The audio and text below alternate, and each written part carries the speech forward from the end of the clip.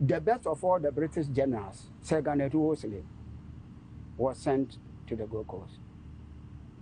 He came with 12,000 men. What? From UK, West Indies, and some from Sierra Leone and other nations. All of them came here. They came and they added to the militias existing on the ground. And he brought Lagos constabulary troops from Nigeria. From Nigeria. And in November 1873, they set off to Kumasi. He came with engineers. He came with signalers that as they were moving, they were constructing wood, laying telegraph lines. Wow. From Cape Coast Castle. For communication. For communication. So he crossed the Pra when the river was at low tide. And the first engagement with the Ashantis was at Amuafuni Asante Bekwai. Ashantis were pushed back, defeated. And then Menchia was ransacked. And he retreated from there to Fomena, Adanse Fomena.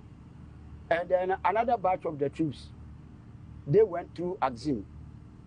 And then when they reached the parallel of Kumasi, they moved eastwards. Eastwards, yeah. And then they also came in and added more casualties to the Ashantis. Then the Glover houses, they operated along the Volta River.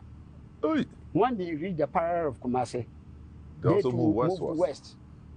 And they too came and did their own thing. So the Ashantis were forced to come and sign the Treaty of Fomena 1874. And they agreed to pay 50,000 ounces of gold. And that Asante will not go to war.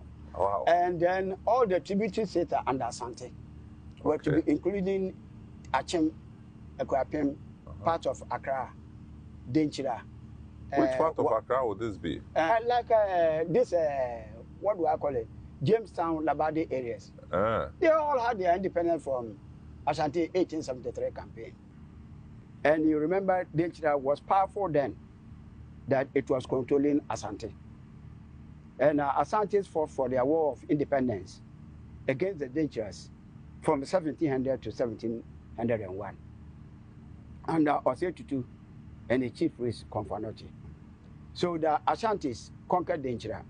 And you remember when Asantehene Osei died in 1717, and Opokuwari became king in 1720, he embarked upon wars of expansion. He went to Techiman, 1722, conquered it. He was in Achem, 1732. Ekwapim was not spared. 1740, he was in Gonja. By 1742, he was in Dagomba. Jama, Kong, and some parts of Cote d'Ivoire were all conquered. Then the Ashantis started trading with the Europeans at the coast. And they were even trying to control the whites. So a half-caste called Kujo Otesefo, who was virtually, I would say, a policeman, was always troubling Asante traders. And at a point, he insulted Asantehene, was sent to Kumasi, but Asantehene allowed him to go back. And he continued, and he was grabbed and then killed at Abu Dunko. Such as McCarthy, a French-Irish, had then been appointed governor of the Gold Coast and Sierra Leone. So when he heard of the death of Kujo Otesefo, he said enough was enough. So he came down, first landed at Disco. From there he came to Sekandi, to Commander, Cape Coast and Anmabo, telling them that he was going to defeat Asante and that he would move inside to the interior of the country to go and defeat them. So immediately he came, he formed a militia known as Royal African Colonial Corps of Light Infantry.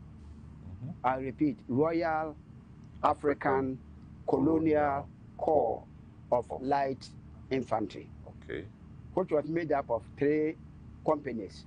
He moved along the Pra River and at a town called Nsamanko in the western region. He fought the Ashantis. At that point, the mortars and artillery were no use because of the type of vegetation.